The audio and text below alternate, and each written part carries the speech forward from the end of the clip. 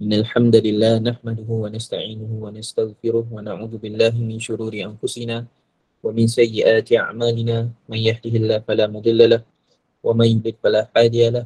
أشهد أن لا إله إلا الله وحده لا شريك له وأشهد أن محمدا عبده ورسوله. أعوذ بالله من الشيطان الرجيم. يا أيها الذين آمنوا اتقوا الله حق تقاته ولا تموتن إلا وأنتم مسلمون.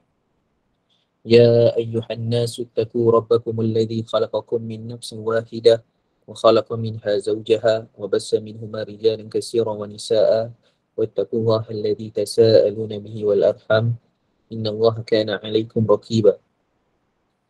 يا أيها الذين آمنوا اتقوا الله وقولوا قولا سديدا يصلح لكم أعمالكم ويغفر لكم ذنوبكم ومن يطع الله ورسوله فقد فاز فوزا عظيما.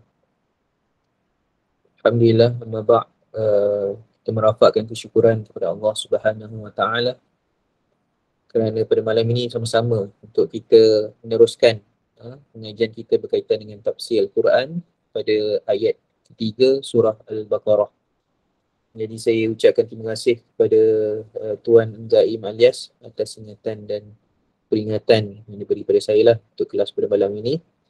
Dan insyaAllah tuan-tuan, kalau ada soalan seperti biasalah boleh bertanyakan dan insyaAllah saya cuba jawab lah jika saya boleh jawab. Sebelum kita mulakan, saya nak menyatakan kekhilafan saya pada kelas 2 minggu lepas, yakni berkaitan dengan jenis-jenis waw dalam Al-Quran. Yang mana waw ni ada banyak lah, ada macam-macam jenis. Ada waw istiqnaf, waw ma'iyah, waw ataf dan sebagainya, waw qasam dan sebagainya. Jadi pada yang lepas saya ada maklumkan, mungkin ada yang baca, mungkin ada yang tak baca dalam grup WhatsApp tu. Cuma saya nak ingatkanlah, waw ataf ni adalah waw penghubung yang membawa maksud dan waw ma'iyah ni dengan waw ataf ni apa beza ni adalah waw ma'iyah ni dia berkaitan dengan khabar ataupun dia berkaitan dengan, contoh kalau kita sebut raja dan tentera kan, contoh perkataannya lah raja dan tentera, Malik wa Jaish. Jadi waw kat situ bermaksud waw ma'iyah sebab tentera tu milik raja, macam itulah dia bersama dengan raja. Itu bezalah yang saya khilaf ataf dengan ma'iyah, dan saya ucapkan terima kasih lah kepada yang memberi teguran. Dan saya juga masih belajar lagi dan saya terima kasih lah sebab bila kita silap, kita pun nak menyemak kan, kita menyemak. Ada satu ulama menyebut tentang Imam Malik.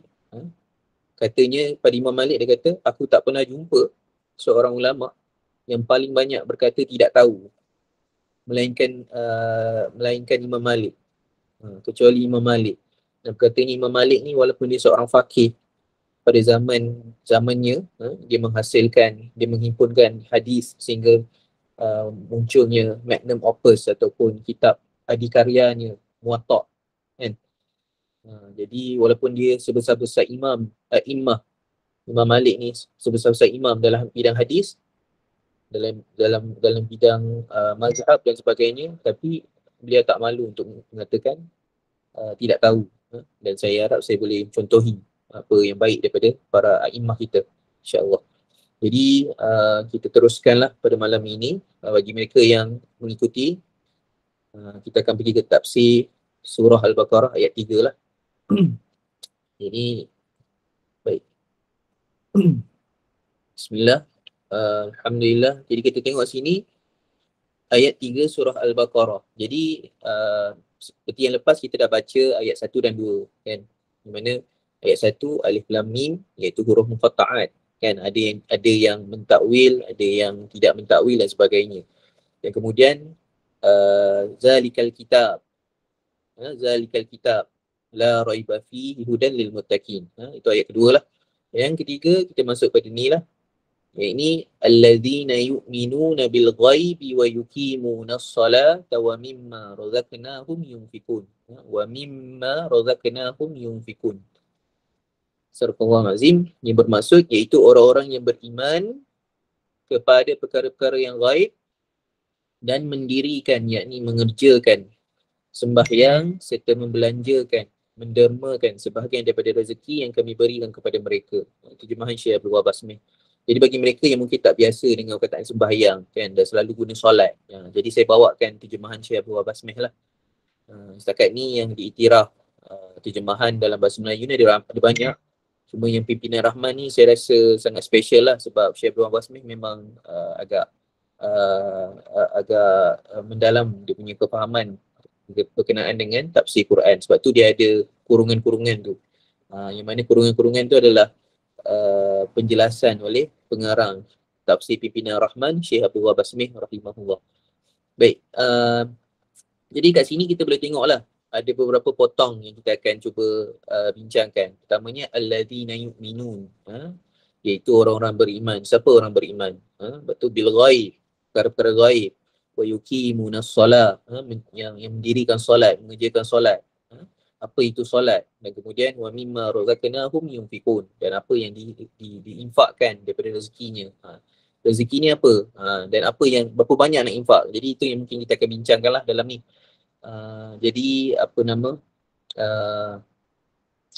mungkin ada saya lompat-lompat sedikit dan sebagainya lah. Itu biasalah bila kita mengajar tafsir ni, kita rujuk banyak tafsir. Jadi bila rujuk banyak tafsir ni, kadang-kadang ada tafsir yang kita rujuk tu dia dah terus skip ke ayat lain. Ada yang terus satu-satu je. Satu muka surat tu tak habis lagi. Allazina yu'minun tu tak habis lagi tafsir dia. Kena masuk muka surat 2, muka surat 3. Jadi macam itulah.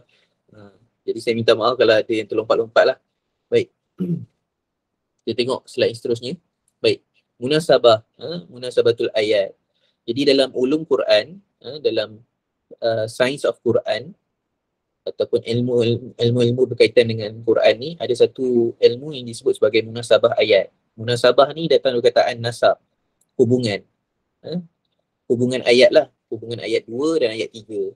Jadi bagi mereka yang rujuk Al-Quran, kita akan dapati dalam ayat 2 ni, zalikal kitabu la raiba fi hudal lil muttaqin. Allah SWT sebut ini Al-Quran, kitab ni adalah kitab yang tidak ada keraguan padanya, dan dia menjadi petunjuk bagi orang-orang yang bertakwa, kan. Jadi ayat 2 ni disebut pasal orang bertakwa, kan. Orang bertakwa adalah orang yang menjadikan Al-Quran sebagai panduan. Orang yang dapat menjadikan Al-Quran sebagai panduan. Kemudian ayat 3, Allah SWT sebut allazina yu'minuna bil ghaibi wa yuqimunas salata wa mimma razaqnahum yunfiqun. Yang ini ciri-ciri orang bertakwa. Mesti ada kepercayaan dalam hati, iaitu orang-orang yang beriman dengan benda yang gaib. Kemudian dia mendirikan solat, dia menjaga hubungan dengan Allah. Kemudian dia menginfakkan sedikit rezekinya. Yang ini dia menjaga hubungan sesama manusia. Jadi kita boleh nampak kat sini antara hubungan ayat 2 dan ayat 3 ni adalah Allah nak memberi penerangan siapa orang yang bertakwa tu. Kan? Kalau orang tanya orang bertakwa tu apa? Inilah jawapannya. Ayat 3 ni lah. Baik. Dan juga ada juga tafsir yang kalau kita ingat dulu masa saya menerangkan tentang surah Al-Fatihah, surah Al-Fatihah tu ada menyebutkan kan, ihdinas siratal mustaqim, kan. Yang ini juga adalah menerangkan tentang orang-orang yang berjalan di jalan lurus tu adalah orang yang bertakwa. Dia macam seperti syarah, kan. Surah-surah selepas Al-Fatihah ni seperti syarah kepada surah Al-Fatihah. Macam itulah salah satu tafsir. Baik. Okey, kita tengok kat sini saya bawakan tafsir daripada tafsir Quran Al-Azim Ibn Katsir. Salah satu daripada 4 tafsir ummahat, tafsir induk. Tafsir induk dalam kita punya tradisi keilmuan Islam ni ada 4 lah. Induk tu tafsir tafsir Ibn Jarir At-Tabari, kemudian tafsir Ibn Katsir, kemudian tafsir Al-Qurtubi, kemudian tafsir Al-Baghawi. Ini memang tafsir besar lah, kan. Yang berjilid-jilid, kan. Kadang-kadang saya geram je tengok kat masjid, kan. Ada tersusun cantik je, kan. Kita tidak memilikinya, jadi masjid ada, gitu lah. Sebenarnya orang yang ada wang lebih ataupun ada rezeki yang lebih, boleh beli yang terjemahan dah ada dan diterjemah pun. Baik, apa kata dalam tafsir Ibn Katsir membawakan riwayat waqala Ali bin Abi Talha wa ghairuhu an Ibni Abbas, daripada Ali bin Abi Talha, dan selainnya an Ibni Abbas, dan daripada Ibn Abbas, yu'minun, kataan yu'minun tu bermaksud yusaddiqun. Yusaddiqun ni maksudnya apa? Orang yang membenarkan, orang yang jujur, orang yang benar kan. Yang disebut seperti Abu Bakar As-Siddiq. Baik. Yang bawah tu disebut ada dalam Quran, innama yakhsyallaha min ibadihil ulama. Yang sesungguhnya dalam kalangan hamba Allah ni yang paling takut kepada Allah ni adalah ulama, orang-orang yang dalam ilmunya, orang-orang yang berilmu lah. Baik. Apa kaitan dengan ni? Ialah dia adalah tafsir yang seterusnya lah, yang mana waqala Abu Ja'farin Ar-Razi an Rabi' bin Anas, daripada Abu Ja'far Razi, daripada Rabi' an Anas, yu'minun bermaksud yahsyaun, ataupun yang takut kepada Allah SWT. Jadi orang mukmin ni juga ialah orang yang takut. Kan, sebab tu dalam tafsir yang dinukilkan oleh almarhum Ni Aziz, dia menyebut orang beriman tu adalah orang yang khauf wa raja'. Dia yang takut dan dia adalah orang yang mengharap, khauf wa raja'. Dua itulah, kan. Baik. Jadi kita boleh tahulah allazina yu'minun, siapa orang mukmin tu? Orang yang takut kepada Allah SWT dan orang yang membenarkan isi-isi kandungan apa wahyu ataupun ajaran-ajaran yang dibawa oleh Rasulullah SAW. Itulah ringkasnya. Baik. Dalam ayat 2 ni, dalam ayat ini bukan ayat 2, ayat 3 lah.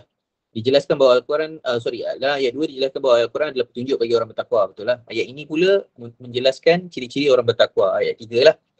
Dan dalam ayat ini dijelaskan bahawa orang bertakwa itu ada dua amal. Ini dalam tafsir Fakhruddin Ar-Razi. Yang mana amal tu kita boleh bahagikan kepada dua. Pertamanya amal hati, amal berkaitan dengan hati, iaitu percaya, beriman kepada Allah. Yang kedua, amal perbuatan, iaitu solat dan infak.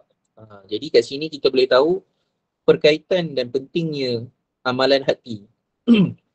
Sebab tu dalam solat, tuan-tuan, puan-puan yang dirahmati Allah Ta'ala, bila kita sebut rukun kan, rukun dalam solat ni kan, ada ulama yang membahagikan rukun qalbi, rukun hati, rukun fi'li, rukun perbuatan, dan rukun qawli.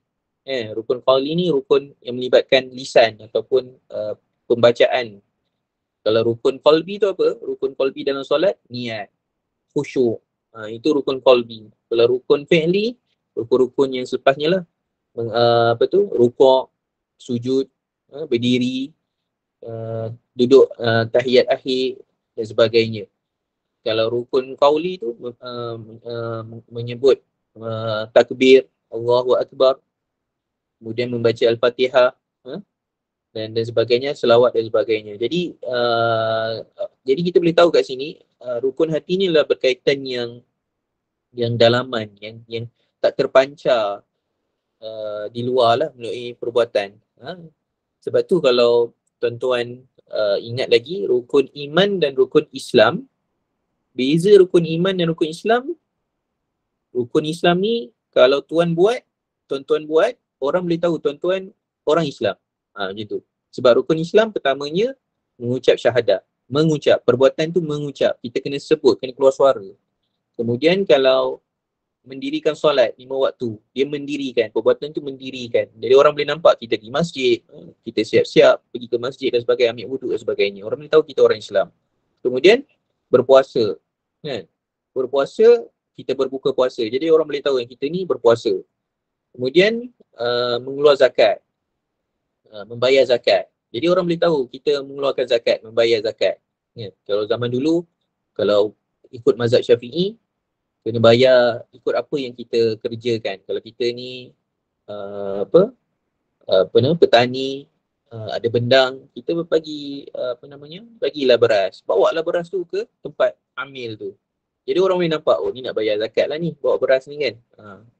Kalau dia penternak, dia bawa lah lembu dia. Kan? Itulah.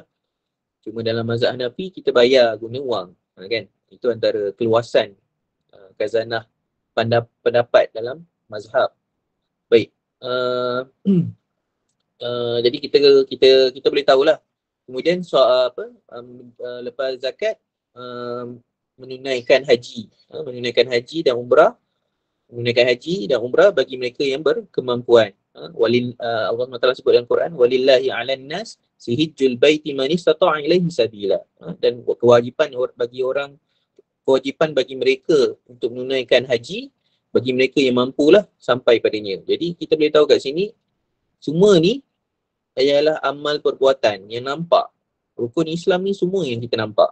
Tapi rukun iman, kalau tuan-tuan tak bagi tahu orang tak tahu tuan-tuan Islam. Tuan-tuan puan orang Islam. Kalau tak bagi tahu, kita tak sebut, tak ada orang tahu kita Islam. Sebab dia berkaitan dengan hati, rukun iman ni. Apa yang kita percaya? Pertamanya, beriman kepada Allah. Keduanya, beriman kepada malaikat. Ketiganya, beriman kepada kitab-kitab suci. Keempat, beriman kepada Rasul dan para Nabi yang diutuskan. Kelima, beriman kepada hari akhirat, hari kiamat, hari pembalasan. Keenam, beriman kepada qada dan qadar. Dalam hadis sebut yang baik ataupun buruk. Sebab qada dan qadar ada yang baik, ada yang buruk kan. Jadi ini berkaitan dengan hati lah. Jadi kita boleh nampak kat sini apa yang dibawa oleh Fakhruddin Ar-Razi dalam tafsirnya Manfaatihul Ghaib. Dia menerangkan dalam Quran ni, di ayat yang ketiga ni, Allah SWT dah mula mengajar manusia tentang dua amalan ni yang penting dalam kehidupan. Amalan hati dan amalan perbuatan. Dan ini juga yang menunjukkan orang Islam ni, dia tak boleh beriman sekadar perbuatan dia. Nanti kita akan masuk juga, apa maksud iman. Jadi saya akan kembali jugalah pada apa yang kita bincang lah. Jadi buat masa ni, kita akan terus ke slide yang seterusnya lah. Baik. Baik, kemudian pasal infak. Wa mimma razaqnahum yunfikun. Yang ini selepas menyebut solat, Allah menyebutkan infak. Ia adalah komunikasi antara manusia sesama manusia, iaitu hablu minan nas. Jadi ada dua hubungan dalam dunia ni yang kita kena jaga. Hablu minallah wa hablu minan nas. Jadi infak ni berkaitan dengan manusia. Jadi mungkin kita tak nampak. Kan? Sebab tu pernah orang tanya kan, kenapa tak Allah SWT jadikan semua orang kaya? Jadi soalan tu kita boleh tanya balik lah. Kalau semua orang kaya, siapa nak jadi orang miskin? Kan? Di mana ada sedekah? Macam itulah kan. Jadi dalam dunia ni Allah SWT telah jadikan setiap orang tu berperanan ikut peranan masing-masing. Ya, kan? Setiap orang ada peranan masing-masing. Dan setiap orang ada rezeki masing-masing. Mungkin satu masa dulu dia duduk di rumah yang selesa. Mak dengan ayah dia hidup lagi, dia hidup selesa. Kan? Jadi rumah dia ada garden, ada pagar. Rumah dia ada pengawal, rumah selamat, ada macam-macam fasiliti. Tapi bila mak dan ayah dia meninggal, dia terpaksa hidup sendiri. Mula menyewa. Duduklah di luar yang mana tak ada lagi pengawal untuk jaga, tak ada fasiliti yang seperti yang dia ada dulu. Jadi hidup ni kalau dalam Quran Allah SWT sebut betul. A'udzubillahi minasyaitonir rajim. Wa tilka ayyamun nudawiluha bainan nas. Di mana Allah menggilirkan hari ini di antara manusia. Dan ayat ni sebenarnya diturunkan kepada Nabi SAW ketika perang Uhud. Yang mana Nabi SAW menerima satu kesakitan yang agak luar biasa lah. Kan gigi baginda patah, ada darah mengalir dan sebagainya.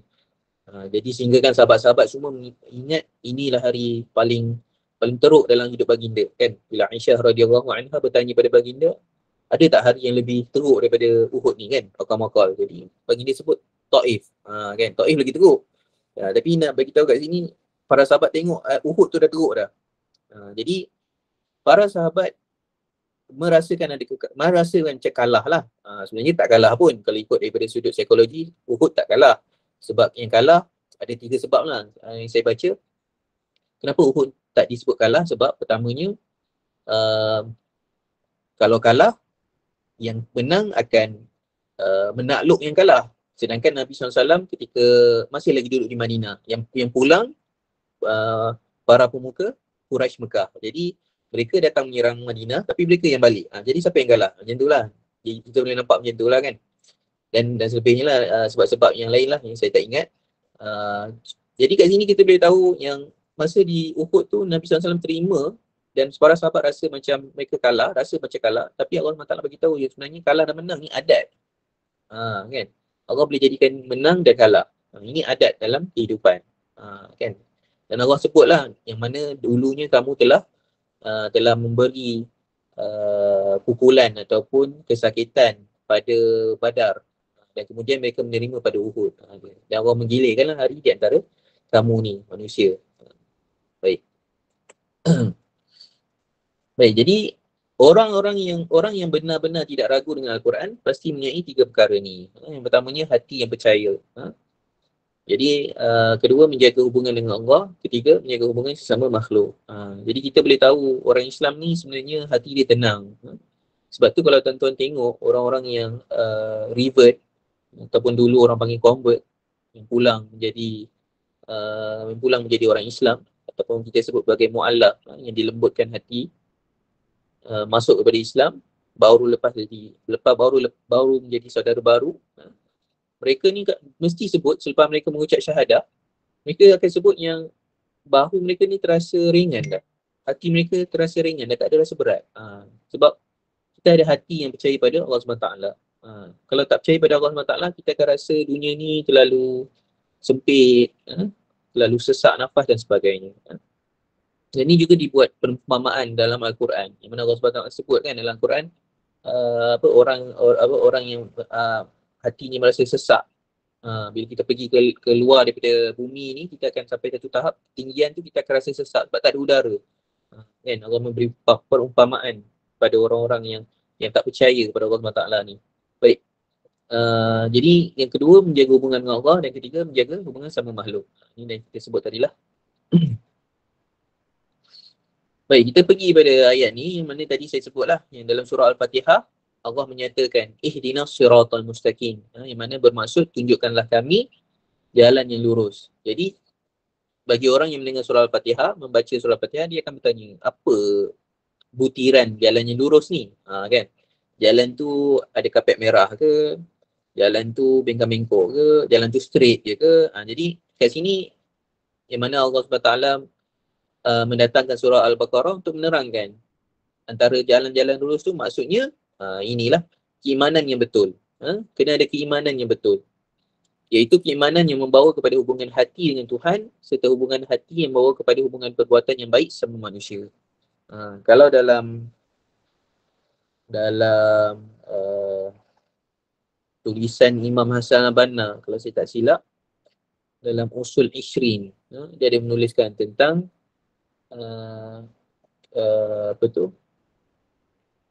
iman yang benar ni, akidah yang benar, sahihul akidah, kan, akidah yang benar.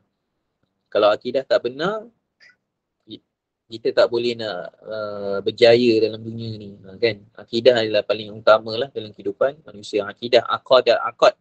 Akidah ni maksudnya ikatan kita dengan Tuhan. Kalau ikatan kita dengan Tuhan pun tak kuat, tak betul, maka tali mana yang boleh membantu kita di akhirat kelak nanti, kan, selain daripada tali Allah SWT.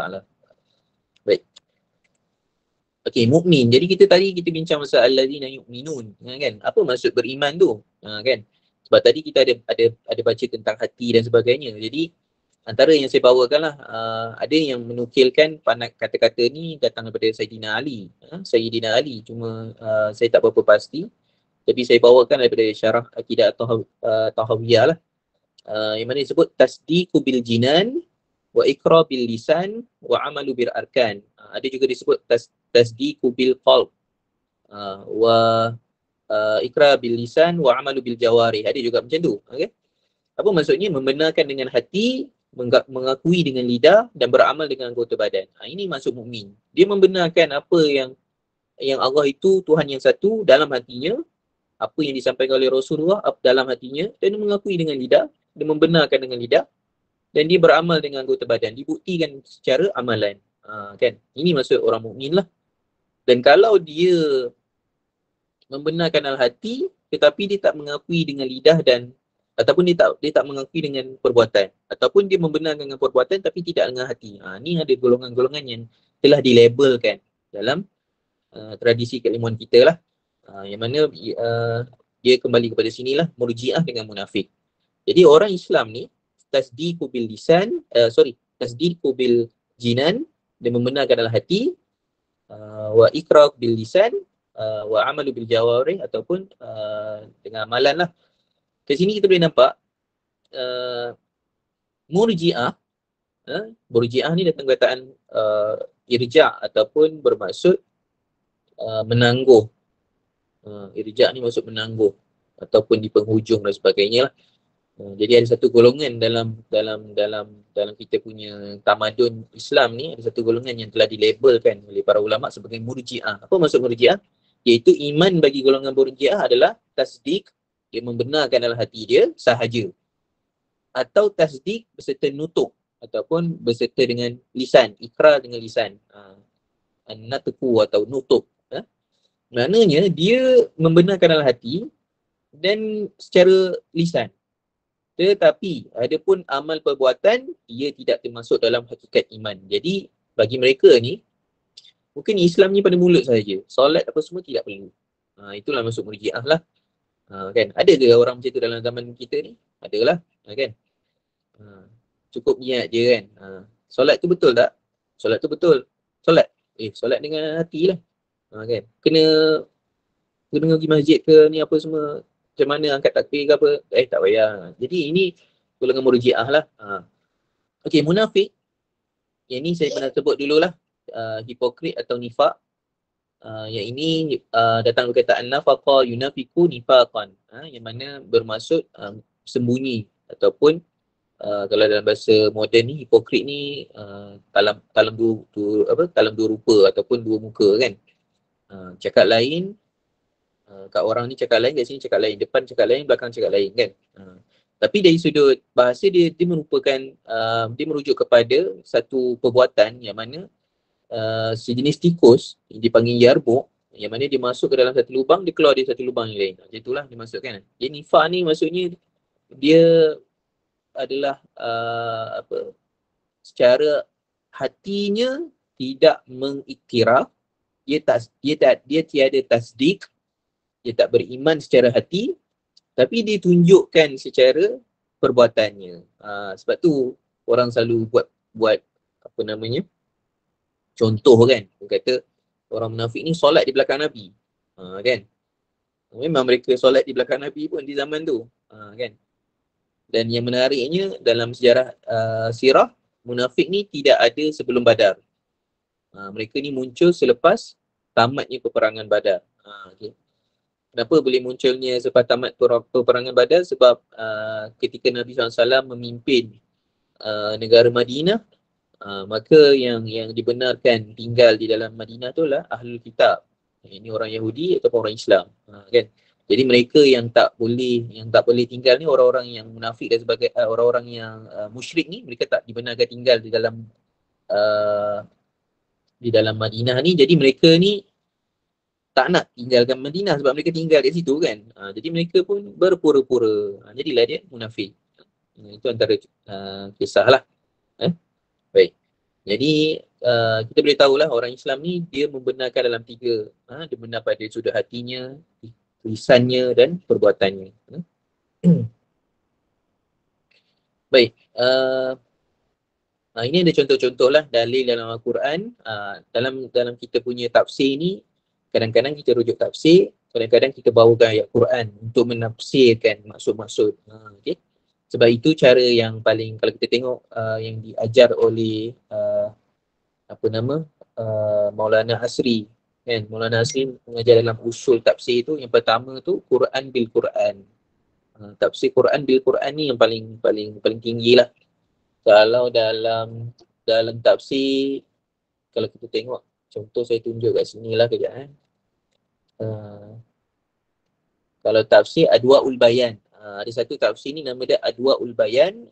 Dia membawakan tafsir Quran bil Quran sahaja. Okey. Ini bagi mereka yang berminat boleh carilah tafsir Adwaul Bayan. Okey.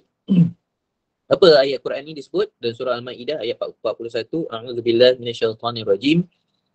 Ya ayyuhar rasul la yahzun Ya ayyuhar rasul la yahzunka allazina yusari'una fil kufri minal lazina qalu amanna bi afwahihim wa lam tu'min qulubuhum. Ila akhir ayat. Sadaqallahu azim.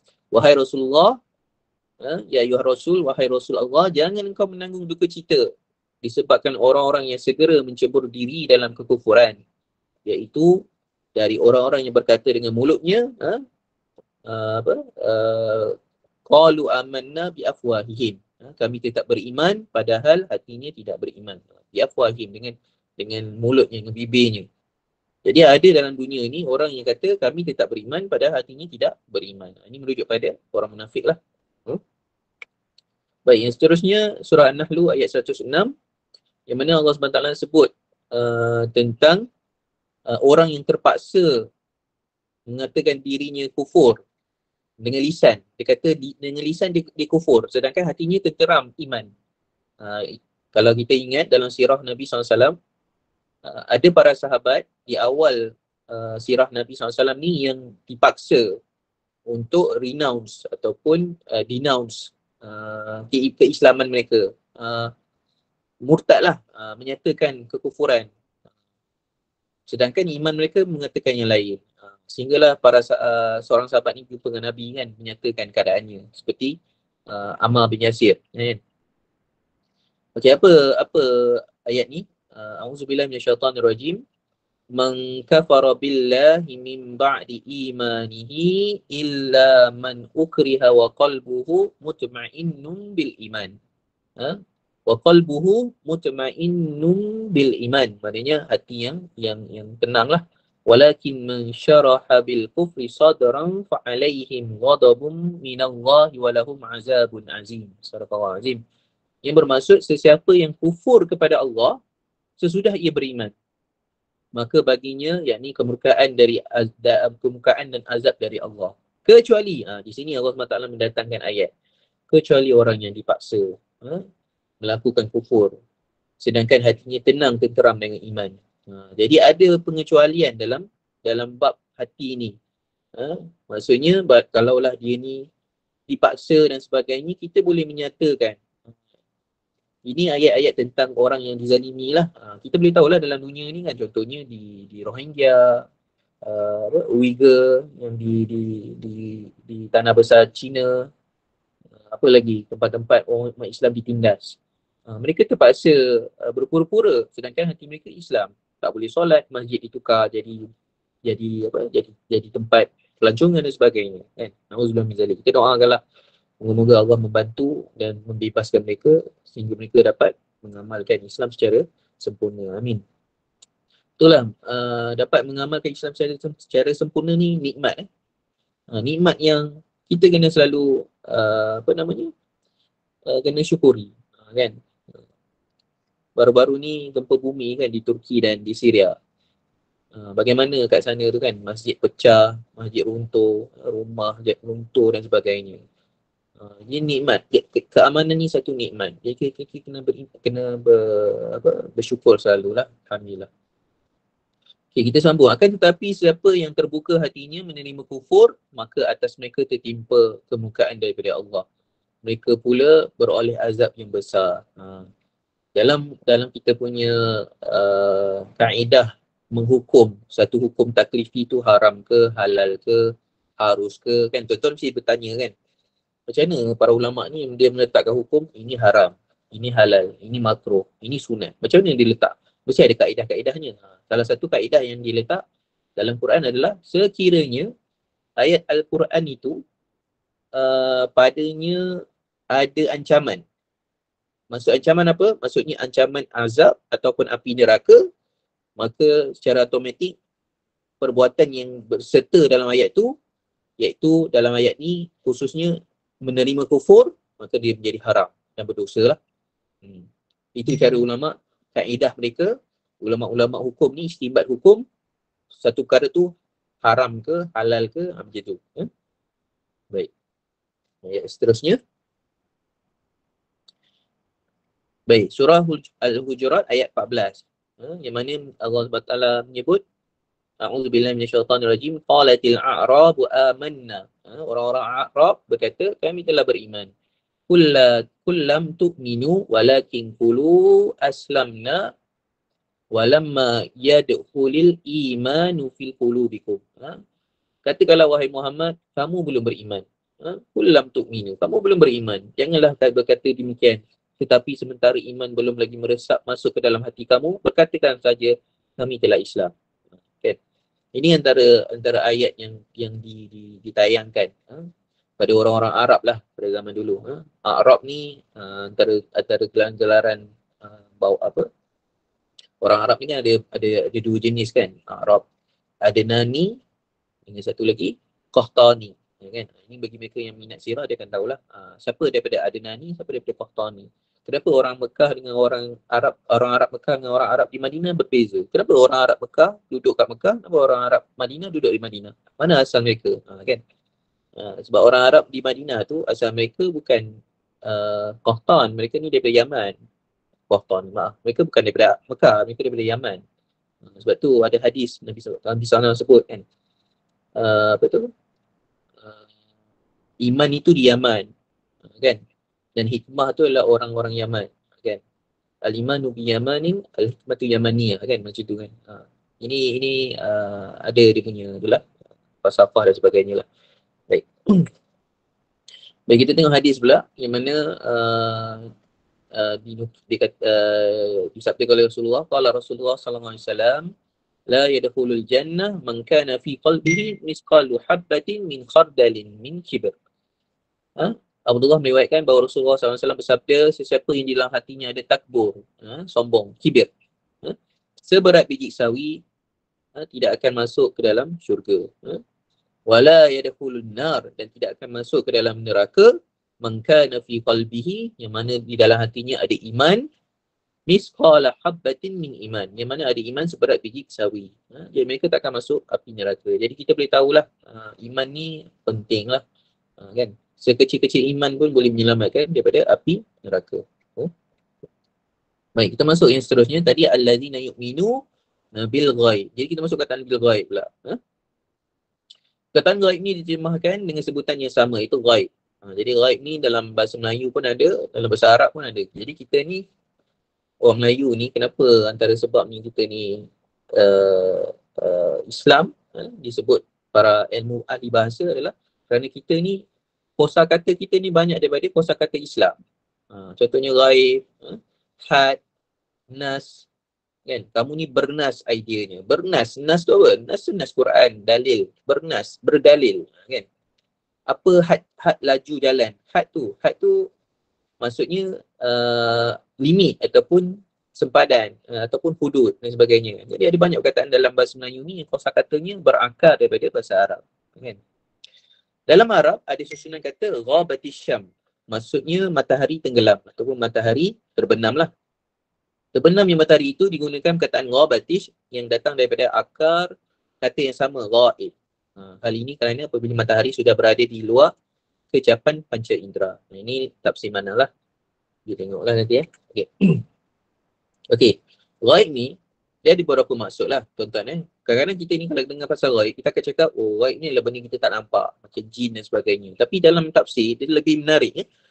Kata tafsir Al-Qurtubi, ghaib ni adalah setiap perkara yang Rasulullah SAW beritahu yang ia tidak dapat dicerapi dengan akal, seperti tanda-tanda kiamat, azab kubur, mahsyar, sirat, mizan, syurga dan neraka. Ini biasalah. Tapi kata Ar-Razi, makna ghaib adalah satu yang tidak dapat dikecapi dengan panca indera pada ketika itu.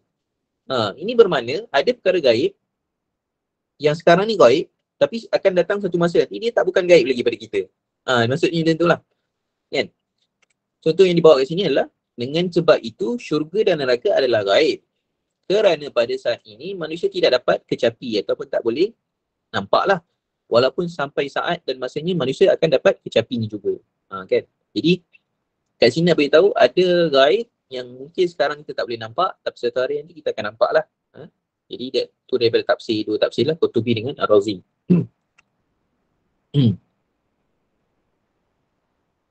Okey, Hamka pula. Tafsir Az-Zahar, Hamka kata termasuk juga perkara-perkara gaib adalah perkara yang telah lepas, yang kita tidak ada pada zaman itu. Dengan demikian Rasulullah SAW itu adalah perkara gaib. Kita percaya berdasarkan berita dan sejarah baginda dan hasil-hasil peninggalan baginda. Ini pandangan Hamka. Menarik juga. Ya? Jadi bila kita sebut alladzina yu'minuna bil ghaib, dia merujuk juga pada Rasulullah yang telah meninggal kita 1400 tahun dulu. Kan? Adakah orang yang tak percaya pada Nabi? Ada juga. Kan? Anti hadis. Geng anti hadis. Quraniun. Kan? Siapa nama dia? Kasim Ahmad. Kan? Dan sebagainya. Baik. Baik, ini perkara gaib yang tidak diketahui kecuali pertamanya apa yang diberitahu oleh Allah Subhanahu Wa Taala, kedua yang diberitahu oleh orang yang tahu. Okey. Perkara gaib ni dalam satu video oleh Dr. Rora Rohmadia, Dr. Rozaimi Ramli. Ada satu video tu dia bagi ceramah kat masjid, kemudian dia sebut Nabi SAW tidak tahu perkara gaib. Dia tak habis lagi cakap tu, tak silap saya ada jemaah yang potong lah. Kan? Dia nak bagi tahu yang tiada perkara yang Nabi tahu, Nabi tak tahu perkara gaib kecuali yang diberitahu oleh Allah Subhanahu Wa Taala.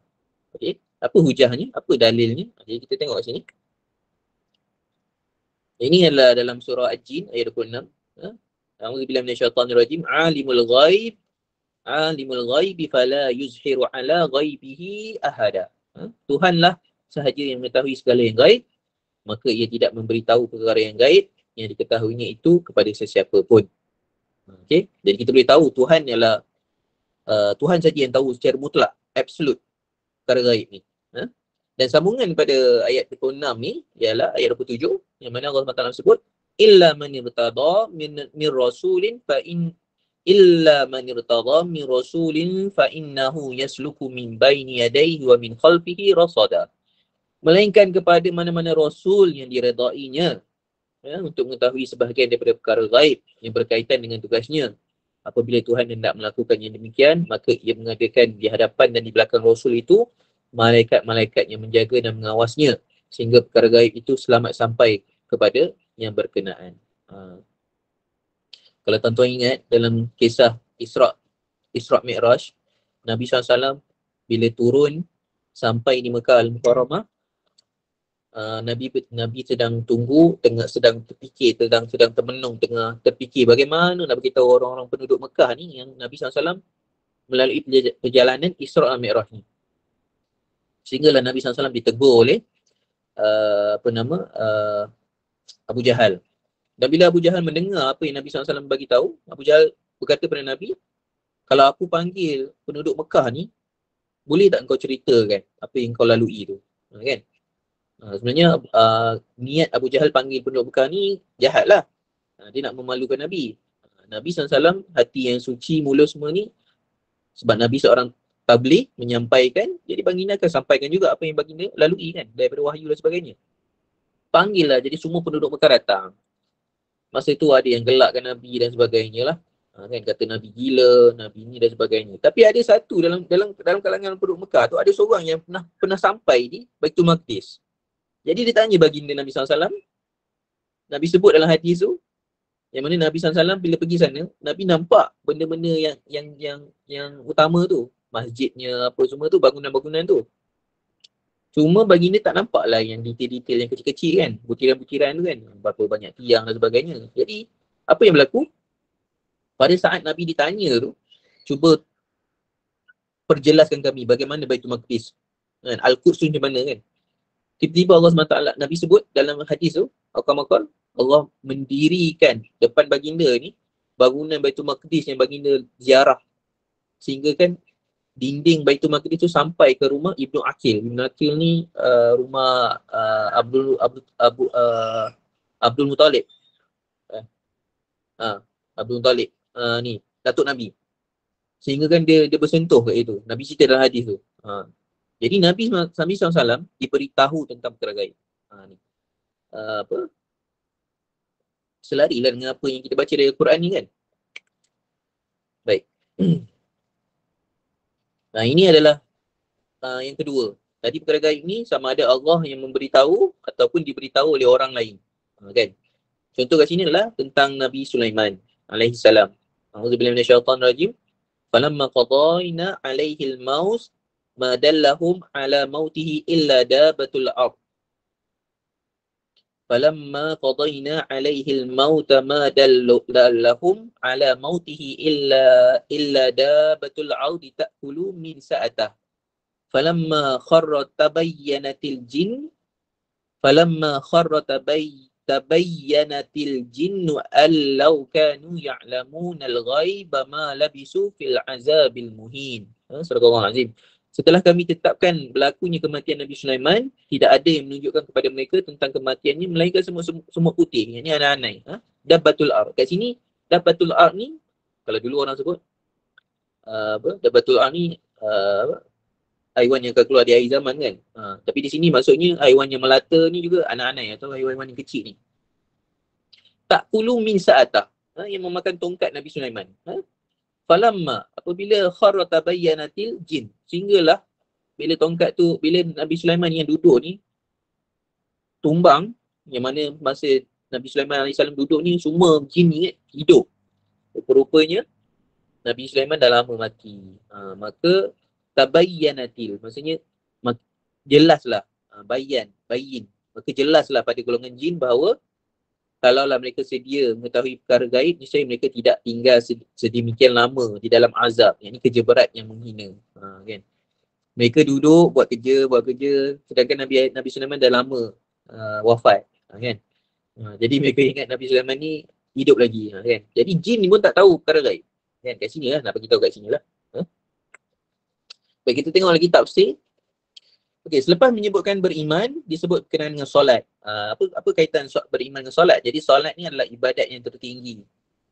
Selepas amal hati lah. Okey. Solat adalah ibadat hati, perbuatan hampirkannya manusia paling kepada Tuhan adalah solat. Ni macam mana ayat ni? Perbuatan yang paling hampir yang manusia boleh lakukan kepada Tuhan adalah dengan solat. Itu maksudnya lah. Sebab bila kita sujud tu kan, kedudukan kita yang paling hampir dengan Allah Subhanahu Wa Taala. Kan? Baik, definisi solat, etimologi. Etimologi ni maksudnya kata akar lah solat ni. Solat ni datang dari kata akar apa. Jadi kita boleh nampak kat sini, kataan solat ni diambil dari bahasa Arab, dia adalah kata terbitan, masdar. Solatan. Daripada kata kerja fa'al. Solla, yusalli, solatan. Yang memberi maksud doa, istighfar, keampunan, kasih sayang, Islam dan agama. Ini kena tengok mu'jam lah, kena tengok dalam kamus dan juga penggunaan dalam Quran. Kan? Ada ke maksudnya doa? Ada ke maksudnya istighfar? Ada lah. Kan? Kalau kita tahu dalam Quran, setiap hari Jumaat kan bagi lelaki, khatib akan sebut kan? Inna Allah wa malaikatahu yusalluna 'alan nabi. Orang-orang yang tak pandai bahasa Arab, contohnya kalau kita tengok dalam YouTube, ada yang menterjemahkan, orang-orang di barat ni, dia menterjemahkan Allah solat kat atas Nabi. Sebenarnya terjemahan tu salah. Kan? Yusalli tu maksudnya Allah SWT memuji. Kan? Allah SWT memberkati dan sebagainya. Itulah. Nanti kita tengok slide akan datang, saya akan tunjuk kat depan tu. Okey, menurut Al-Raghi Al-Isfahani, solat didefinisi sebagai doa memohon keberkatan dan pujian. Allah memuji juga boleh masuk kan. Dan Imam Nawawi kita dalam mazhab Syafi'i menyebut dari sudut bahasa doa, tapi dari sudut ini disebut Az-Zajjaj menyatakan asalnya adalah bermaksud tetap dan konsisten. Al-Azhari dan selain menyatakan berkata solat daripada Allah adalah kasih sayang, dari malaikat adalah memohon keampunan, dari manusia adalah kerendahan hati dan doa. Jadi kita boleh nampak solat ni kalau penggunaannya untuk Allah lain maksudnya, kalau digunakan untuk malaikat lain maksudnya, kalau untuk manusia lain maksudnya. Sama juga macam hadis 40 Imam Nawawi kan, yang mana disebut ad-dinu nasihah, agama itu nasihat. Kunna liman, untuk siapa kan? Sahabat bertanya untuk siapa kan? Walillahi wali kitabihi wali rasulihi wali a'immatil muslimin wa ammatihim. Jadi untuk Tuhan, untuk kitabnya, untuk Nabi yang semua. Jadi kita macam agama untuk nasihat untuk Allah. Jadi macam pelik. Tapi kalau tengok syarah pada hadis tu, nasihat tu bukan maksud nasihat yang kita bagi nasihat tu, tapi bermaksud beriman ataupun bermaksud mendirikan amalan yang soleh kepada Allah SWT. Itu maksud nasihat kat situ. Jadi penggunaan tu merujuk kepada siapa yang kita rujuk. Kalau merujuk kepada Tuhan, lain maksudnya. Okey. Solat ni juga datang dari perkataan silah. Kan? Silaturrahim. Kan? Bila orang tanya, saya dengan awak ni silaturrahim ke ukhuwah? Kan? Ada soalan yang orang tanya kan. Saya dengan awak ni silaturrahim ke ukhuwah? Ukhuwah ni datang perkataan akhi, saudara, muakhah. Dalam sirah sebut muakhah, mempersaudarakan dua orang yang tidak berkaitan. Itu maksud ukhuwah. Jadi saya dengan, kalau kita boleh sebut, saya dengan Tuan Zaim ukhuwah lah. Kan? Tapi silaturahim ni silah ar-rahim, maksudnya ikatan rahim. Maknanya ikatan dengan orang-orang yang lahir daripada rahim yang sama dengan mak kita. Itu silaturahim. Kan? Jadi dengan adik-beradik, dengan pakcik-makcik yang berkaitan lah. Rahim nenek, rahim moyang kita, kan? Adik-beradik mak, adik-beradik kita, itu silaturahim. Dia berkaitan keluarga yang rapat.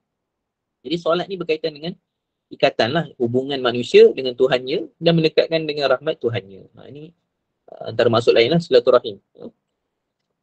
Jadi saya terangkan balik yang tadi lah. Jika ia ni daripada Allah, solat tu bermaksud penyucian, kasih sayang dan pujian. Kan? Inna Allah wa malaikatahu yusalluna 'alan nabi.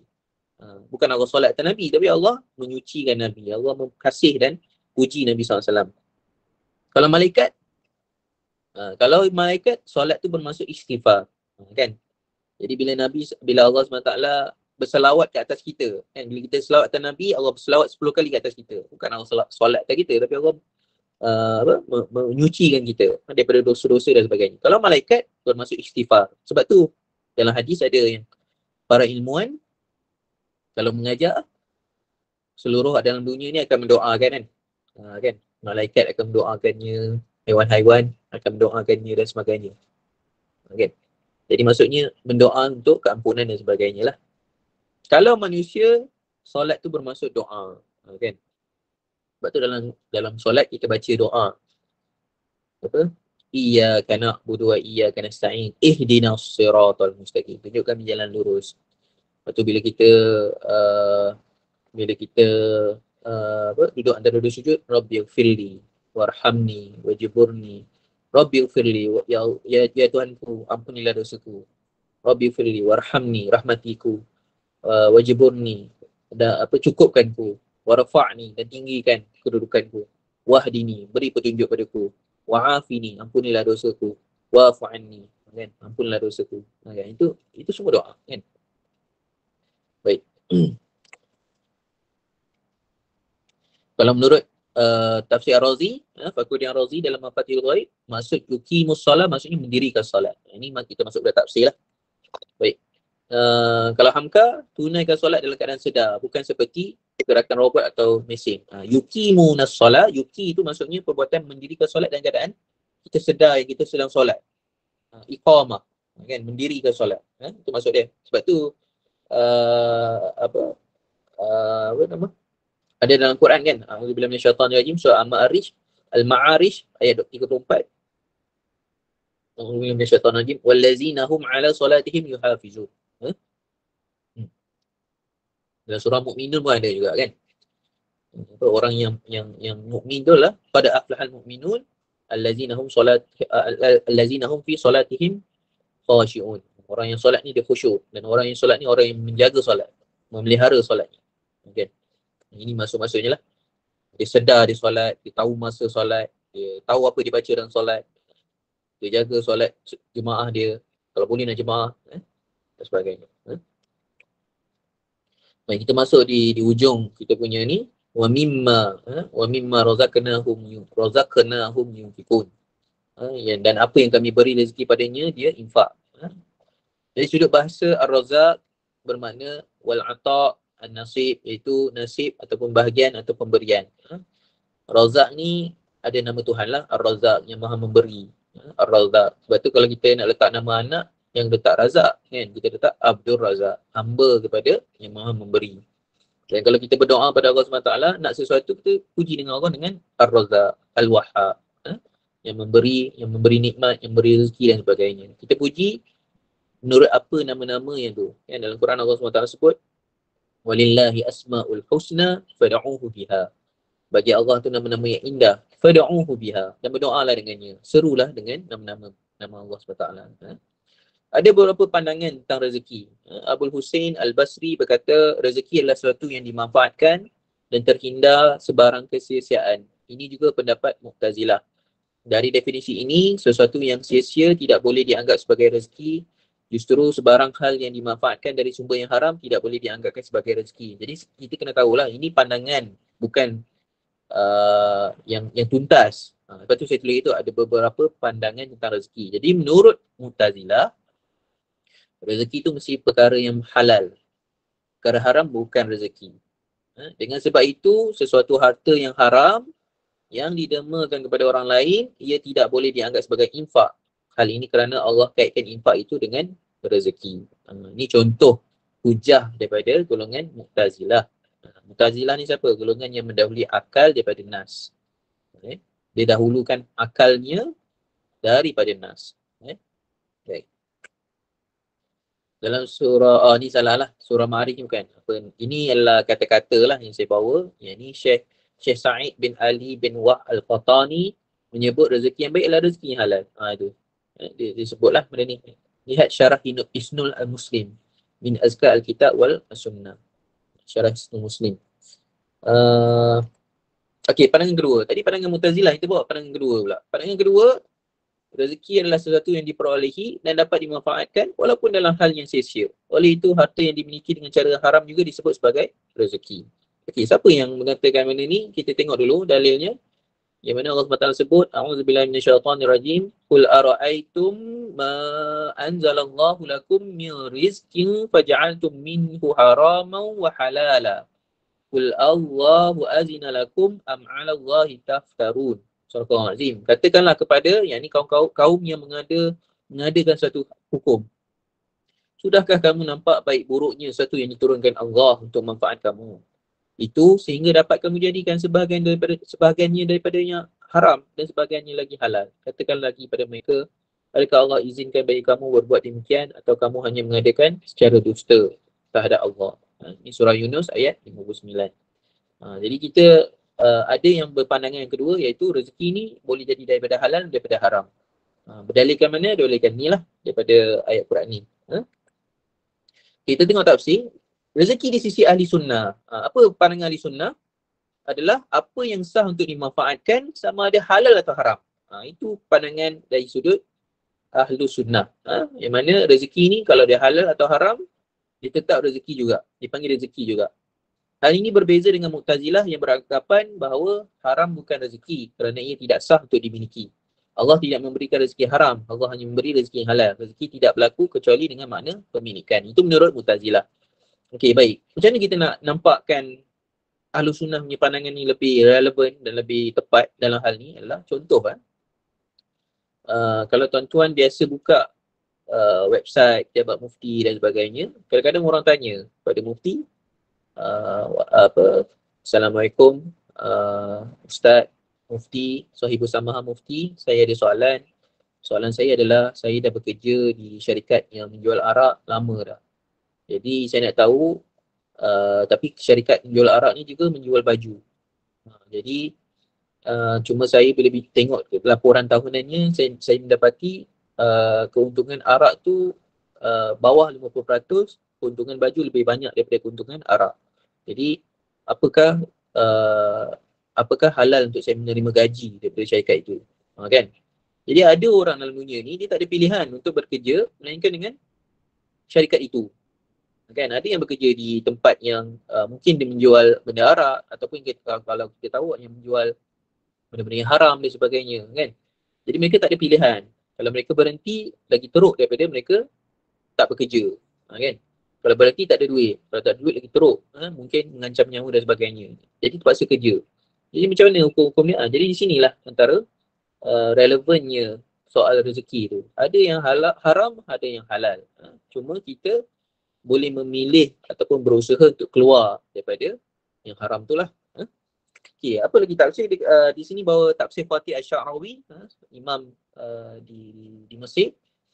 Katanya rezeki adalah apa yang dapat dimanfaatkan, kekuatan adalah rezeki, ilmu adalah rezeki, hikmah adalah rezeki, tawaduk adalah rezeki. Setiap perkara yang berada dalam gerakan kehidupan, maka itulah rezeki. Itu tafsir dia. Jadi dalam kehidupan kita ni, ada orang dia ada ilmu, tapi ilmu tu mungkin ilmu yang salah. Contohnya apa? Ilmu kedukunan, kan? Ilmu pawang, ilmu bomo, itu ilmu juga. Dia belajar tu dia rezeki daripada guru-guru dia dululah, tapi dia haram lah walaupun rezeki. Ilmu kan rezeki kan. Dan Imam Ghazali sebut dalam Ihya Ulumuddin, dalam kitab Al-Im, kategori ilmu, kan ada ilmu yang praiseworthy ataupun ilmu yang baik untuk dibelajar, ada ilmu yang tidak baik untuk dibelajar. Antaranya ini lah ilmu berkaitan dengan astrologi ataupun tilik bintang, ilmu berkaitan dengan apa ni, ilmu hitam, ilmu magic hitam ni lah, dan sebagainya. Ini antara kita nak beritahu kat sini ialah rezeki tu apa yang berkaitan dengan kehidupan manusia lah, baik dia halal dan haram. Ini tafsir Syarawi. Okey, dalam ayat ini Allah sebut wa mimma razaqnahum, dan dari apa yang kami rezekikan. Apa maksud dari apa ini? Bermaksud apa ditulis tu? Tab'idiyah. Macam tu kan sebutnya. Yang diterjemahkan dengan sebahagian dari apa yang kami rezeki. Tab'idiyah ni maksudnya pergantungan. Pergantungan ataupun mungkin ba'diyah ataupun apa nama? Sebahagian. Ba' kan? Ba'da, sebahagian. Dari apa yang kami rezekikan. Ini menjadikan dalil menderma itu tidak didermakan seluruh harta, tetapi hanya sebahagian daripada harta. Kan? Jadi kalaulah kita baca Al-Quran, kita kata wa mimma razaqnahum, dan kita tak rujuk tafsir atau syarah pada tafsir dan sebagainya, mungkin kita rasa kena infak seluruh harta kita, kan? Tapi di sini yang dipinta ataupun maksud yang dipinta daripada tafsir ataupun ayat Quran ni adalah sebahagian, bukan semualah, sebahagian sahaja. Baik. Okey. Jadi tamatlah kita punya slide tu malam ini. Jadi insya-Allah itu sedikitlah daripada apa yang kita boleh kongsikan pada malam ini. Macam inilah tuan-tuan, puan-puan, bila kita tak, kalau kita apa nama? Kalau kita uh, bincang pasal tafsir, dia tak boleh laju-laju. Kan? Kadang-kadang satu ayat tu satu je, satu sesi atau satu slot. Kadang-kadang satu sesi tu pun tak cukup. Kan? Kena 2 slot. Bahkan kalau kita tengok tafsir, satu ayat tu kadang-kadang, kan, contohnya i'rab, bismillah dan sebagainya, kadang-kadang boleh jadi berjilid-jilid. Kan? Jadi beginilah dia, kata Imam Syafi'i, tulus zaman. Untuk ilmu ni panjang jalan dia, panjang masanya. Kan? Jadi itulah sedikit pada malam ni, insya-Allah. Mungkin kita boleh buka untuk sesi soal jawab lah, insya-Allah. Okey Ustaz, ada soalan Ustaz? Ya. Tuan Ahmad Bakri. Baik. Bismillahirrahmanirrahim. Ayat yang kedua tu ada lafaz hudan Ustaz. Dalam ayat yang kedua. Okey, ayat kedua yang lepas. Ya, yang lepas. Okey. Ada lafaz hudan di situ. Masa tu Ana mungkin tak mengikuti apa nama kuliah ni. Boleh ke Ustaz syarah semula tentang bagaimana perbincangan tentang penafsiran ulama tafsir tentang hudan tu Ustaz? Sekejap. Hudan tu. Ya, nak tengok kalau boleh buka balik yang dulunya.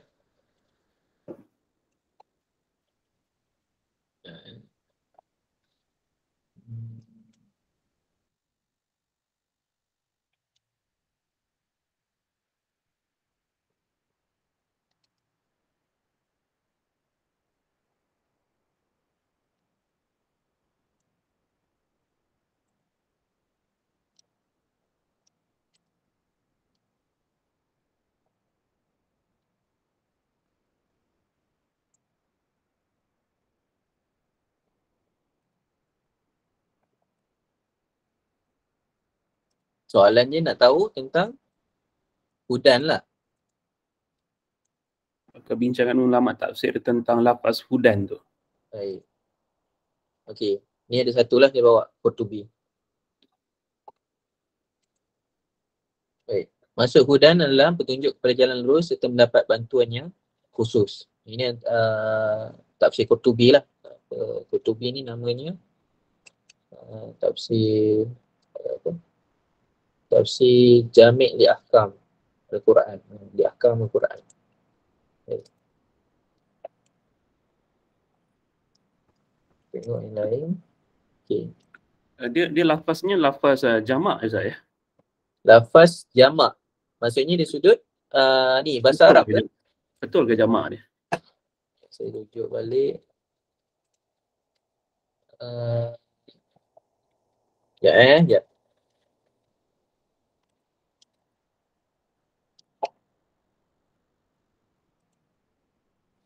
Hudan.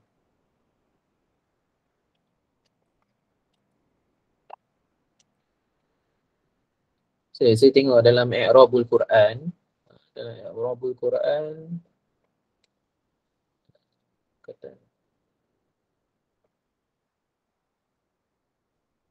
ulaika sa'iruna ala huda min rabbihim ala hudan. Jadi kat sini dah ambil jar majrur muta'alliqan bi mahzuf khabar takdir ulaika sa'iruna ala. Jadi kat sini kita boleh nampaklah yang hudan ni petunjuk ni bagi orang-orang mukmin ni dia merujuk kepada Al-Quran tu, kitab tu. Zalikal kitab la raiba fi hudan lil muttaqin. Jadi hudan ni merujuk kepada Al-Quran lah, kitab tu. Cuma kitab tu kalau tuan mungkin tuan kata tuan tak dapat join yang lepas, Alkitab tu dia ada tafsir lagi kat situ. Dia merujuk kepada Al-Quran juga ataupun ayat-ayat yang diturunkan ketika di Mekah. Sebab ayat kedua surah Al-Baqarah ni dia diturunkan ketika fasa Madinah. Jadi bila Nabi SAW terima zalikal kitabu la raiba fi hudan lil muttaqin, dia bukan berada di Mekah. Tapi ayat ni turun semasa di Madinah. Jadi zalikal kitab pada zaman Nabi kan belum lagi ada pengumpulan Al-Quran tu. Quran tu belum lagi dalam bentuk buku. Kan? Dia baru dalam bentuk mushaf ataupun kepingan kertas apa ni? Daun kering dan sebagainya lah, bentuk tu lah. Kan? Pada bongkah dan sebagainya, kayu dan sebagainya yang direkodkan oleh para perawi Quran ni lah, perawi hadis dan sebagainya. Jadi kita disebut kat situ kitab tu adalah ayat-ayat Al-Quran yang diturunkan ketika di fasa Mekah. Jadi Nabi SAW bila terima zalikal kitab la raiba fi, ketika Nabi di Madinah tu Allah beritahu pada Nabi, apa ayat yang kau terima semasa di Mekah dulu, janganlah engkau ragu-ragu padanya. Hudal lil muttaqin. Ya, jadi itu antara tafsir lah pada kataan hudan dan Alkitab. Dia berkaitan lah dengan yang ayat sebelumnya. Baik. Jawab soalan ke? Cik Ahmad Bakhtiar? Okey Ustaz, terima kasih banyak. Baik. Tuan-tuan kalau berminat dengan tafsir Quran ni, ada satu aplikasi dalam telefon nama dia Bahisul Quran.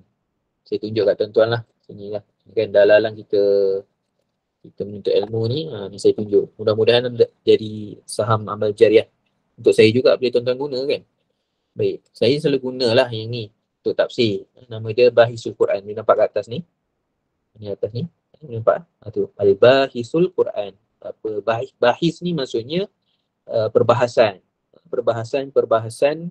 ataupun perbahasan tentang Quran lah. Jadi kat sini kita boleh nampak kat atas ni dia ada macam-macam jenis lah. Ada bahis, ada tafsir, ada ulum, ada musahif, ada muajim, mu'jam lah, jenis-jenis komus. Ini jenis-jenis mushaf. Kalau orang yang belajar qiraat, dia nak belajar qiraat apa?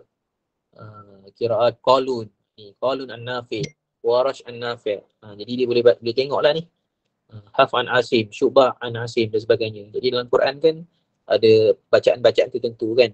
Contohnya macam dalam Apa tu?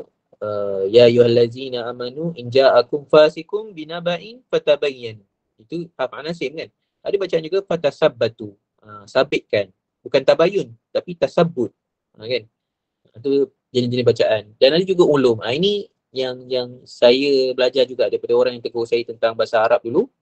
Kat sini kita boleh tengok lah i'rab Quran dan sebagainya lah untuk kita lebih berhati-hati lah. Macam tadi. Kita nak tahu waw tu waw ataf ke, waw apa? Waw ma'iyah. Tengok sini lah. Ataupun tafsir sini. Dalam telefon ada tak apps ni? Ada juga. Carilah Bahisul Quran tapi kena tulis dalam bahasa Arab lah. Ni ada Jami'ul Bayan, Fathul Bayan, Fathul Qadir, semualah. Dan menarik lah bila kita rujuk. Cuma dia akan jadi sedikit kena sabarlah sikit. Contoh saya buka ni tafsir Ibn Katsir. Ni macam ni lah. Cuba tuan-tuan bayang, saya nak kena kutip daripada semua ni dan kita kepilkan dalam satu slide. Kan? Banyak yang kita kena buang lah sebenarnya kan. Ambil yang penting je. Macam tu lah. Kan? Ambil yang penting lah. Kalau nak bawa semua ni tak cukup satu jam tak cukup sebenarnya. Okey. Ada soalan lagi? InsyaAllah. Assalamualaikum Ustaz. Assalamualaikum. Saya nak minta pencerahan dan sebab ni soalan mungkin soalan bahasa Arab Ustaz. Saya ni dalam pembelajaran bahasa Arab saya nak perbaiki bahasa Arab saya lah. Okey, baik. Saya nak tanya ni maksud sini. Dia maksud sini zalikal kitab. Kalau zalika sini tengok pada yang ni sini dia masuk itu. Tapi sini dia terjemahan maksud dia sebalik dia sebut dia kata sini ini adalah kitab Quran. Dia maksud dia di sini ini. Kalau ikut ini hadza atau hadhi. Betul. Ustaz boleh bagi pencerahan sikit tak? Baik. Bismillah. Apa ni, kalau yang lepas dulu saya pernah bagi tahulah apa maksud zalikal kitab ni. Contoh kita bawa sini lah. Kita tengok contoh Kita buat tafsir Quran. Sini ada tak zalika? Ni contoh kat sini kan. Nampak tak? Qala Ibn Jurayj, qala Ibn Abbas, zalikal kitab, hazal kitab. Wa kadza qala Muhajir. Okey. Okey, asma'u isyarah, dia memberitahu tentang satu perkara lah. Dan kat sini ada lagi tak? Okey, kalau tak ada kat sini kita tengok lain pula. Zalikal kitab ni dia lebih kepada kita nak bagi tahu perkara yang jauh ataupun di sana. Jadi macam saya sebut tadi, zalikal tu kenapa dia jadi jauh dan di sana? Sebab ayat ni bukan turun di fasa Mekah tapi turun di fasa Madinah. Jadi bila Nabi SAW terima di fasa Madinah, Allah SWT sebut zalikal kitab, iaitu ayat-ayat ataupun Quran yang telah diturunkan jauh dulu semasa di zaman kamu di Mekah dulu. Kan? Di Mekah kan 13 tahun. Okey. Kat sini ada tak sebab saya tengok dululah. Ada tafsir berkaitan itu. Tapi saya dah tak ingat kat mana. Kena baca balik lah.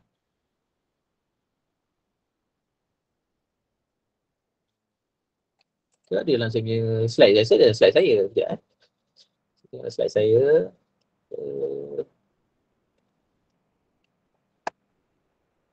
Yang sesi lepas tuan ada ikut ke? Ke baru Ada ke tak? Ada. Ada juga kan? Ada. Okay, saya letak sebut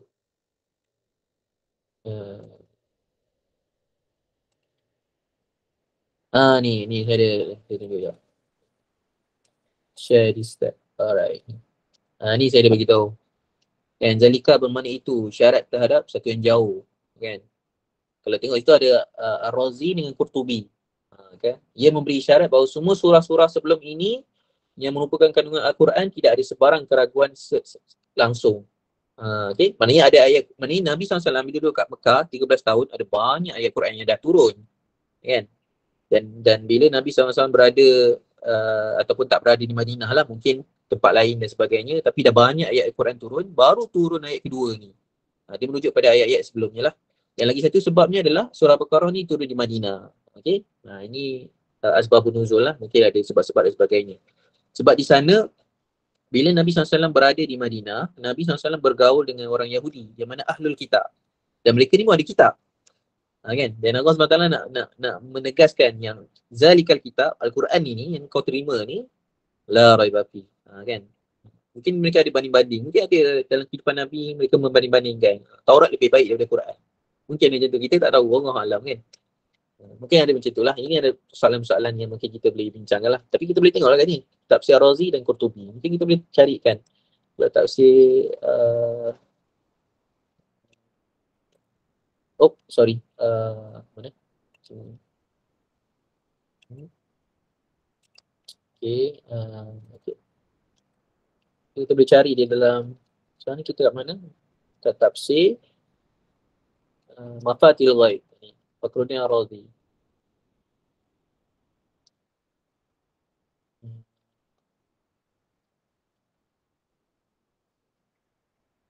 Ni. Maqala Asam wa huwa anna Allah Ta'ala anzal al-kitab ba'dahu ba'da ba'din. Allah Ta'ala dah turunkan banyak ayat. Antara satu sama lain. Dah turun banyak kan. Dah banyak turun. Betul aku turunkan ayat 2. Zalikal kitab. Sinilah. Isyarah tilka surah allati nazalat. Ni pun ada juga zalika sini. Zalika isyaratun ila tilka suwar. Suwar ni apa nama, jamak lah kepada surah. Surah singular, plural suwar. Allati nazalat qabla hazihi surah. Wa qad yusamma ba'dul Quran Quran. Dia nak merujuk pada ayat yang dah turun. Ini contohlah. Boleh tengoklah. Baik, insya-Allah mudah-mudahan menjawablah soalan Tuan Haji lah. Terima kasih Ustaz. Ustaz, satu lagi saya nak tanya soalan. Macam mana kita nak mengenal tafsir ni kan, riwayat Israiliyat. Contoh kita baca tafsir yang kita tak pernah kenal lah. Orang kata apa? Kalau tafsir ni, kita macam mana contoh dia cerita. Contoh Quran tak pernah cerita nama Zulaikha, tapi kita baca ni ada satu terjemahan. Kenapa dia cerita ada nama Zulaikha ke? Betul. Macam mana kita nak kenal? Okey. Saya kongsikanlah mungkin beberapa kaedah lah yang boleh kita gunakan. Contoh pertamanya, kaedah yang pertama adalah kita rujuk nota ataupun cari kitab-kitab yang telah ditahqiq. Ditahqiq maksud telah disemak. Contohnya kita nak beli tafsir, kemudian kita tanyalah, cetakan ni telah ditahqiq ke belum? Sebab ada orang dia beli kitab tafsir, dia beli kitab yang belum ditahqiq. Contoh dia beli manuskrip. Manuskrip tu belum lagi orang semak. Tak ada lagi footnote bawah dia. Tak ada lagi nota-nota daripada pengarang ataupun penterjemah dan sebagainya. Itu satulah antara cara lah untuk kita tahu sama ada riwayat Israiliyat atau tak ada. Sebab kalau ada riwayat Israiliyat, orang yang menterjemah atau orang yang mentahqiq, dia akan menyatakan ini riwayat Israiliyat. Mereka tak boleh ubah kitab tafsir tu kan, sebab kitab tafsir tu bukan mereka yang hasilkan. Dia dihasilkan oleh tokoh yang dulu. Jadi mereka tak boleh kacau hak asal penulisan tu. Cuma mereka boleh menambah nota di bawahnya, kata inilah riwayat Israiliyat dan sebagainya. Macam mana Imam Nawawi mensyarahkan Ihya Ulumuddin. Macam itulah. Dalam Ihya Ulumuddin ni ada tentang solat raghaib. Solat 12 rakaat ni. Yang mana Imam Nawawi sebut, walaupun dinyatakan dalam Ihya, tapi ini adalah bid'ah yang keji, kan, yang tak boleh buat lah, tak ada dalam agama ni, tak ada asal, kan. Jadi Imam Nawawi mensyarahkan, dia letak nota, jadi kita boleh tahu okey macam ni. Itu yang pertama, cari yang ditahqiq lah. Kalau ada rezeki nak beli kitab, beli yang ditahqiq. Macam mana nak tahu ditahqiq ke tidak? Itulah kena bertanyalah pada asatizah yang tahulah kan. Okey, yang kedua adalah untuk kita lihat riwayat. Dalam ilmu hadis, kalau tuan-tuan ada belajar ilmu hadis dengan guru-guru, ustaz-ustaz yang mengajar hadis, dia ada namanya ilmu dirayah dengan ilmu riwayah. Ilmu dirayah dengan ilmu riwayah. Ilmu riwayah ni maksudnya ilmu yang kita mengetahui tentang sanad-sanad hukum. Sanad-sanad perawi. Riwayah, periwayatan. Siapa bin siapa, Yahya bin Ma'in siapa dan siapa. Dia ni apa dia punya darjat dan status dia. Dia ni kazab ke, dia ni suduk ke, soduk ke, kan. Itu antara contoh-contoh lah. Dan ada satu lagi namanya dirayah. Dirayah ni maksudnya apa yang boleh difahami, apa kefahaman yang tepat tentang hadis tu. Kan? Contohnya contoh satu hadis ditanya apa tu? La hijrah ba'da fathu Mekah. Tiada lagi hijrah selepas pembukaan kota Mekah. Jadi orang kan maksudnya kita tak boleh, kalau berlaku kat kita apa-apa, berperang ke apa, kita tak boleh berhijrah lah. Sebab dah tak ada hijrah. Bukan maksudnya hijrah tu.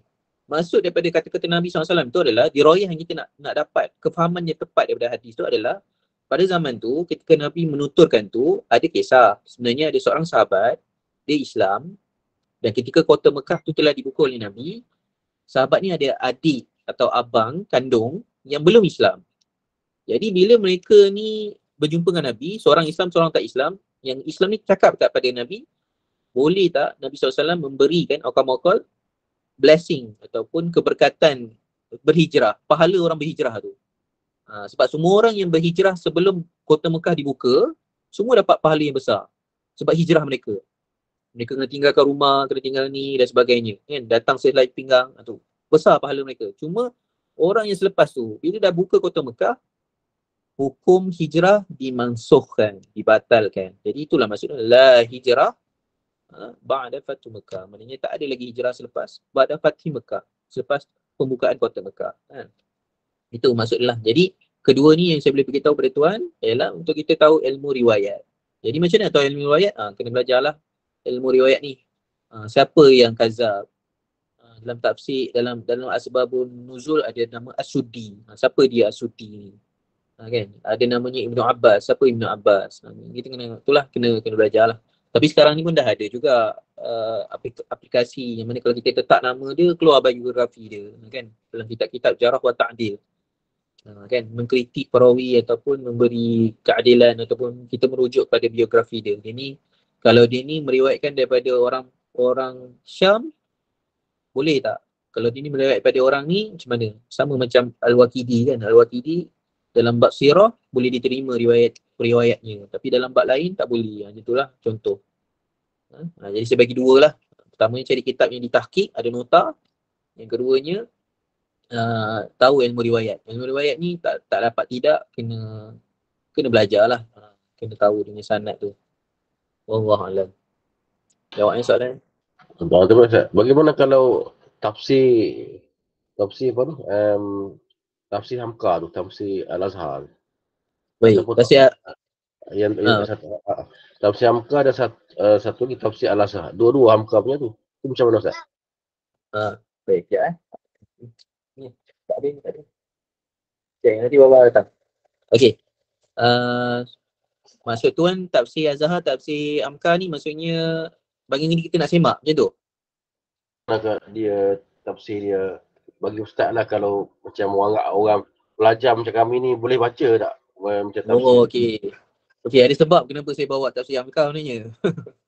Okey, tafsir Hamka ni kita sebut sebagai tafsir moden lah. Tafsir moden. Dia ada tafsir yang lebih awal. Kalau tafsir Ibnu Katsir dan tu semua tafsir lebih awal. Dan tafsir Hamka ni tafsir kemudian lah. Tafsir Sya'rawi, tafsir Hamka, tafsir apa namanya tu? Tafsir mana? Okey, boleh tak boleh ni dia sebenarnya tafsir Hamka ni, sebab Hamka ni orang Nusantara, orang Indonesia yang berada di Nusantara. Kadang-kadang dalam tafsir Azhar tu dibawanya budaya Melayu dalam tu untuk menerangkan hukum. Jadi bila saya baca tafsir Hamka, saya rasa dekat sebab dia berkaitan dengan diri saya. Contoh yang disebut dalam tafsir Hamka adalah tentang khurafat dalam orang Melayu punya budaya. Contoh khurafat adalah kepercayaan bila dalam rumah ni ada kupu-kupu kan terbang, bermaksud ada orang nak datang rumah. Ataupun kalau ada burung hantu atas bumbung, maknanya ada orang nak mati. Itu dibawa oleh Hamka dalam tafsir. Jadi bila kita baca kan, kita pun betul juga kata Hamka ni, sebab yelah ini yang kita dibesarkan dengan benda ni kan. Jadi dia berkaitan, dia sangat dekat dengan budaya Melayu, dan kita sebagai orang Melayu, orang di Nusantara ni, saya rasa bila kita bawa tu lebih kefahaman tu lah. Dan lagi satu ditulis dalam bahasa Melayu dan mungkin lebih faham daripada tafsir-tafsir yang diterjemah, kan, sebab Hamka menulis dalam bahasa Melayu. Itu antara contoh lah mengapa saya bawa. Kalau orang biasa nak baca, boleh sangat, bacalah. Tafsir ni dia baca insya-Allah boleh mendapat kefahaman lah. Sebab tafsir dah menjelaskan. Kalau ayat Quran tu tak berapa jelas, tafsir dah menjelaskan sedikit. Kan? Itu antara kelebihan tafsir lah. Daripada dia baca ayat tu terus. Kan? Macam ada satu soalan ditanya pada Syekh Usama Az-Zahari. Syekh Usama ni ditanya, orang-orang bertanya pada dia, kenapa perlukan ulama? Kenapa perlu guru dalam kita belajar? Kenapa perlu guru? Jadi Syekh Usama tanya lah, ada ke ayat Al-Quran yang turun yang berbunyi fas'alu 'ala dalil in kuntum la ta'lamun. Kalau kamu tak tahu, tanya dalil. Kan? Fas'alu 'ala dalil. Kalau kamu tanyalah dalil kalau kamu tak tahu. Ataupun ayat dia fas'alu 'ala zikri in kuntum la ta'lamun. Sebab ada orang dalam dunia ni menuntut ilmu ataupun orang yang tak belajar, walaupun dia dah ada dalil kat tangan dia, dia tak boleh guna. Sebagai contoh, kita ambil contoh lah yang dekat dengan kita ada Quran. Setiap orang dalam rumah kita ada Quran. Tapi tak ramai yang boleh guna Quran tu. Sebab tu perlu pada guru. Fas'alu 'ala zikri. Orang-orang yang expert, orang-orang yang terpelajar. In kuntum la ta'lamun. Itu sikitlah contoh. Jadi kalau tuan-tuan nak baca, tuan-tuan, puan-puan nak baca tafsir Az-Zahar, saya galakkan. Sebab tafsir yang mudah didapati di tanah Melayu ni. Sangat mudah didapati. Dan sekarang ni pun saya dengar ada yang dah diterbitkan oleh PTS, Telaga Biru. Diraikan lah di tanah Melayu ni. Bolehlah perbanyakkan, boleh jadi koleksi dan sebagainya. InsyaAllah. Mungkin nak dapat yang bahasa Arab, susah kan.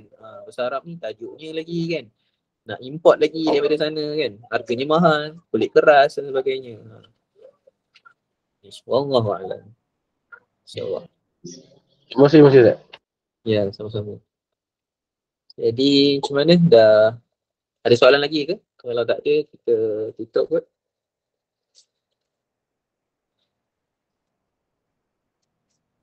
Jadi insyaAllah itu sajalah. Saya minta maaf atas kekurangan dan kesilapan saya sepanjang mengajar. InsyaAllah saya sama-sama belajar lah.